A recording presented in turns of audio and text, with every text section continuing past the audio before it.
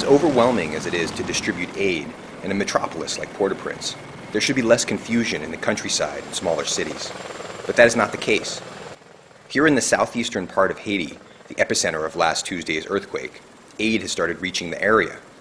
But major obstacles still stand in the way of getting food, water, and shelter to those most in need. One problem is security.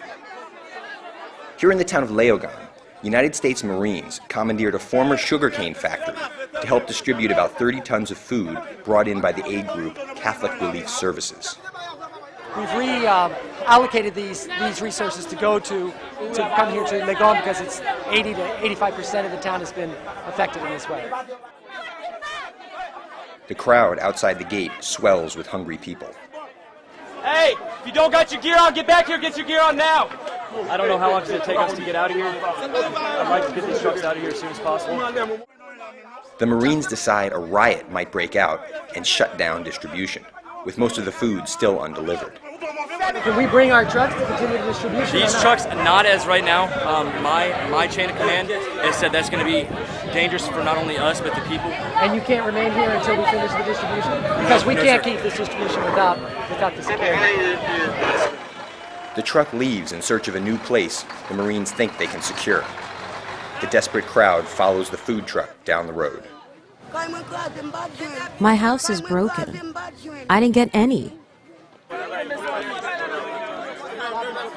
Rumors are another dilemma for aid workers. They didn't tell us to come here, but the rumor was they were giving stuff away.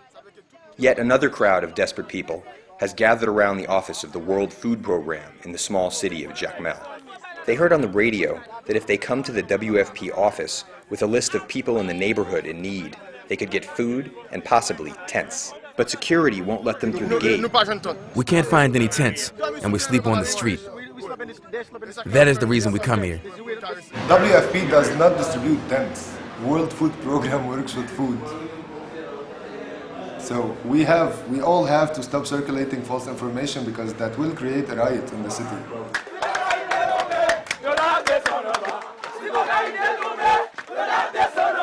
The very next day, a protest demanding tents surged through downtown Jacmel.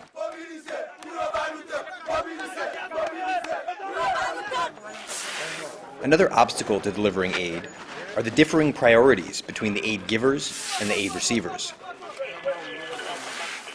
In order to receive food, the WFP asks that neighborhoods find a camp at a relatively secure location off the street out of the middle of town. Then they can send representatives to come and pick up food at distribution camps around the area.